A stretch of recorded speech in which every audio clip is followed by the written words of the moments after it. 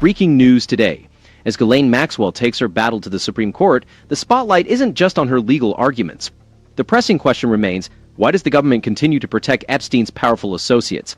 Who are they shielding and what are they trying to hide? Hello and welcome to That News Show, where we discuss the latest facts, fakes, and hypocrisy as reported by the legacy media. Let's roll the tape. MSNBC reports that Ghislaine Maxwell, an accomplice of Jeffrey Epstein, is urging the Supreme Court to overturn her conviction. This development prompts us to question why this story is gaining attention now. After years of government stonewalling and media deflection, why do we continue to see the same names highlighted in the media while the more influential figures in a peace stains network remain protected, their secrets more concealed than ever? Consider whether this is truly about justice or about maintaining the status quo for America's elite. For decades, federal authorities, particularly under the Biden-Harris administration, have ignored Epstein and his associates' activities, which were hidden in plain sight. Now, despite the Trump administration facing intense pressure to release the Epstein files, we are told there is nothing to see here. No client list, no evidence of blackmail or elite criminality. Does that seem credible?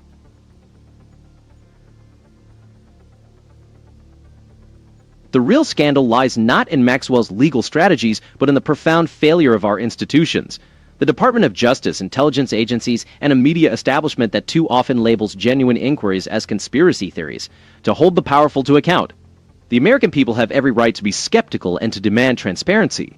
Justice is not served until every implicated name is exposed and every connection is thoroughly investigated. This ongoing evasion of accountability, rather than any courtroom drama, is the real story that needs to be addressed. So up the clip.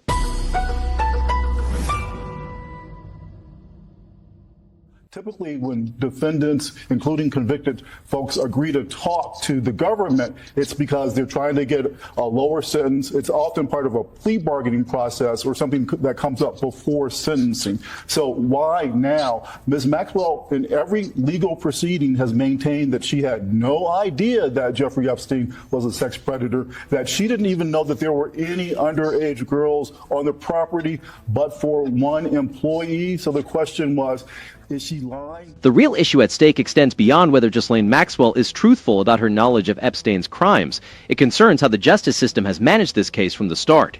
For years, federal authorities inadequately investigated or prosecuted Epstein and his network, leading to suspicions that powerful individuals were protected from accountability. The Department of Justice's refusal to release a complete client list and its assertions of no incriminating evidence against prominent figures only deepened public skepticism. Dismissing legitimate inquiries as mere conspiracy theories erodes trust and suggests that the system favors the elite over justice. Maxwell's cooperation with federal investigators coming after her conviction and sentencing rather than before appears more like a strategic move to gain leniency rather than a sincere effort to uncover the truth. While there's no explicit promise of a reduced sentence, such cooperation is commonly used as use, particularly when the government needs to demonstrate progress in a case that has embarrassed high-level institutions. The necessity for Congress to subpoena Maxwell for a deposition underscores a lack of transparency from federal agencies, despite public interest and promises of accountability from the current administration. The Supreme Court appeal, focusing on the technicalities of plea agreements and prosecutorial authority, may be significant for legal precedent, but overlooks the broader concern. The public wants to know why many of Epstein's associates connected to global elites remain unnamed and unprosecuted. The government insists there is no credible evidence of blackmail or a client list, claiming that releasing more information would harm victims. This rationale also conveniently protects powerful third parties from scrutiny. Even Republican leadership in Congress is pushing for more disclosure, reflecting widespread dissatisfaction with the Department of Justice, including among the president's supporters. The persistent lack of accountability for those in Epstein's circle is not merely a legal oversight. It indicates a deeper issue with how our institutions favor the well-connected. The Maxwell case symbolizes this frustration, and as long as the true network behind Epstein remains concealed, justice remains unachieved. This type of elite impunity and opacity fosters distrust in globalist institutions and international power structures. When the government claims to have conducted a thorough investigation, yet fails to provide basic answers, it's no surprise that many doubt the system's integrity. The focus should be on revealing the full truth, uncomfortable it may be for those in power. He was a Bush appointee. He went on to become President Trump's Secretary of Labor. It all took place in 2008. Who was in office at the time? 2008, George W. Bush Who was in office at the time? George W. Bush. No, 2009 is when the case came out, and it was and Obama was in office at the time. The pattern of leniency and bureaucratic maneuvering in the Epstein case dates back to the late 2000s, when a Department of Justice official, later appointed as Secretary of Labor under President Bush, negotiated a plea deal widely criticized for its leniency given the severity of the crimes. Its failure was not limited to one administration. It represented a bipartisan breakdown, with officials from both parties failing to enforce accountability. In the years that followed, as leadership changed, a persistent lack of transparency and reluctance to investigate the broader network of influential individuals persisted. The Department of Justice, under various administrations, cited privacy and victim protection as reasons for withholding critical information, neglecting leads that could have unveiled extensive elite involvement. This approach has intensified public suspicions that the system protects the well-connected at the expense of justice. Today, the repercussions of these decisions are increasingly evident. Congressional Republicans, voicing their constituents' frustrations, have called for more robust oversight and transparency, challenging their own party's leaders in the process. This unusual intra-party dissent highlights the deepening public distrust not only in the Department of Justice but in the entire federal law enforcement and oversight system. The partisan divide is clear. While some Democrats dismiss concerns about elite protection as conspiracy theories, many conservatives and a growing number of independents view these denials as attempts to shield the powerful. The refusal to release a complete client list and claims of no incriminating evidence against prominent figures are increasingly implausible, given the evidence and the number of victims. This issue goes beyond a single case or crime set. It's about a justice system that has for too long placed institutional reputation and elite interests above truth. Americans deserve a government that faces uncomfortable facts head-on, not one that hides behind legal technicalities or uses victim protection as a cover for the powerful. Until there is a real commitment to transparency and accountability, public skepticism will remain not only justified but necessary. But he's an outlier, to be honest with you. You see Trump allies, especially in the House, having basically no patience for these documents continuing to be secret. So they're not as much at the mercy, to be honest with you, as a whole, as Senator Mullen is indicating he is right there. Jake Sherman, thank you for that, which brings me to you, Paul. And we learned last week that the DOJ had done this yet another exhaustive read-through, search through these files. The Washington Post now says this, quote, after concluding that fewer than a tenth of those documents could be considered for release, staffers were asked to go through them at least 4 times more. The ultimate result had seemed obvious to many of those involved from the start. It was memorialized in the Epstein memo. There was no unreleased evidence that would expose any additional third parties to allegations of illegal wrongdoing. What are the chances now, given the breadth and depth of the investigation into this, again, across 4 separate venues, 4 separate entities looked into this, that something new is out there? MSNBC's coverage frames the Department of Justice's handling of the Epstein files as thorough, emphasizing that after multiple reviews, supposedly no evidence of third-party involvement remains undisclosed. The network quickly accepts the DOJ's conclusions without question, echoing official statements that no further evidence exists. This approach raises concerns about journalistic rigor, especially considering the historical inadequacies in investigating Epstein's network. The segment relies heavily on government memos and DOJ summaries, with little critical examination of the review process or potential institutional bias. It claims that staffers reviewed the documents extensively and found nothing new, yet it lacks discussion on the review methodology, oversight, or independent verification. This lack of transparency fuels public suspicion, particularly after years of bipartisan failures in holding elites accountable.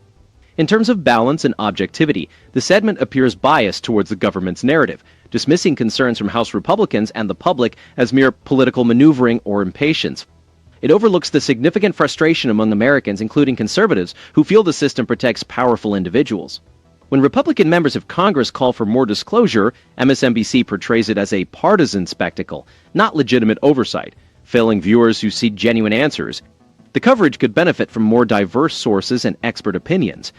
While legal analysts discuss the technicalities of Maxwell's appeal, there's a notable absence of independent investigators, victim advocates, or DOJ critics. This narrows the conversation to official statements and mainstream legal commentary, potentially reinforcing institutional narratives rather than challenging them. Visually, MSNBC presents effective graphics and timelines that clarify the legal process, but the storytelling lacks depth in illustrating the broader context, such as the scale of Epstein's network, the number of victims, or the bipartisan nature of the systemic failures. A more complete approach would highlight not just the legal details, but also the systemic issues undermining public trust in the justice system and global institutions. The strength of the segment is its ability to simplify complex legal arguments for a general audience. This is overshadowed by a tendency to overlook the broader implications. The focus on emerging evidence misses the more significant issue: whether the government and media are prepared to confront uncomfortable truths about elite criminality, even when it implicates powerful figures across the political spectrum. What is particularly concerning is how the network dismisses skepticism as impatience or conspiracy, rather than acknowledging it as a rational response to decades of institutional failures. This isn't just about one case or administration. It's about a justice system that consistently fails to hold the well-connected accountable, regardless of political affiliation. The current administration faces criticism for not doing enough, while some Democrats and media outlets seem content to let the story fade, hoping the public will forget. Genuine transparency, real independent review of documents, and accountability for all involved is essential. Without this, public skepticism will continue to grow. This isn't a partisan issue. It's a reflection of deep-seated frustration with a system that too often shields the powerful at the expense of the truth. Not only did she groom predators, not only did she groom victims by promising them to take them shopping or giving them money for travel or school, she was actually present during many of the acts of sexual assault and indeed participated in some. Promising victims money for travel or school or offering shopping trips was not just a tactic to lure vulnerable young women. It was a calculated economic transaction that exploited financial insecurity for the benefit of a criminal enterprise. This manipulation by individuals with immense wealth underscores how financial power can be weaponized against those least protected. From an economic standpoint, the ripple effects are staggering. Victims often face years of therapy, lost educational opportunities, and diminished earning potential. These costs translate directly to higher household budgets, insurance premiums, and social services funded by taxpayers. The long-term impact on communities is even more severe, perpetuating cycles of trauma and poverty when justice is not fully served. The Epstein-Maxwell case highlights how certain elites, operating within international financial networks, can evade accountability while ordinary Americans face the full force of the law for far lesser offenses. This disparity breeds resentment and undermines faith in our legal and economic systems. When powerful individuals can buy silence or leniency, it distorts the market for justice and creates a two-tiered society, one set of rules for the connected, another for everyone else. Business leaders and financial institutions should take note. The reputational risk of being even tangentially associated with such scandals can devastate shareholder value and consumer trust. Industries like finance, real estate, and luxury services, sectors that enabled Epstein and his associates, must implement stronger internal controls and uphold ethical standards. An infographic might illustrate the flow of illicit funds through shell companies, offshore accounts, and high-end purchases designed to obscure the origins of wealth and the identities of those involved. For families watching at home, this case serves as a stark reminder to examine where money comes from and how it is used. Unchecked financial power, especially when combined with global networks and weak oversight, poses a direct threat not just to individual victims, but to the integrity of our entire system. Republicans in Congress are right to demand greater transparency and oversight, challenging both their own leadership and entrenched bureaucracies. Meanwhile, the previous Democrat administration, under Biden and Harris, repeatedly failed to prioritize these investigations or push for meaningful reform, leaving the door open for continued abuses. The current White House has acknowledged the need for more robust disclosure, but continuous pressure is essential to ensure that no one, regardless of wealth or status, is above the law. This is not just about one high-profile case. It is about restoring a sense of fairness and accountability in a society where too often the rules seem to bend for those at the top. When the financial incentives for exploitation outweigh the risks, and when government agencies are slow to act or quick to seal records, everyday Americans bear the cost in their taxes, their trust, and their security. The economic and moral calculus demands a new approach, one that prioritizes transparency, supports victims, and ensures that justice is not for sale. And there you have it. Here we are again witnessing the same tired spectacle. Another high-profile case floods the headlines, yet the real questions remain unanswered. The Epstein-Maxwell scandal was not merely about two individuals. It exposed a system that protects the powerful and obscures the truth. Under the previous Democratic administration, the Department of Justice spectacularly failed to deliver justice, and predictably the media played along. Why the client list still hidden? Why are the elites protected while ordinary Americans are dismissed with nothing to see here? For true justice, we need transparency and accountability that extends beyond the pawns to the kings. Until that happens, the system remains rigged, and the American people deserve better. Be sure to comment below while dropping a like and subscribing. Until next time.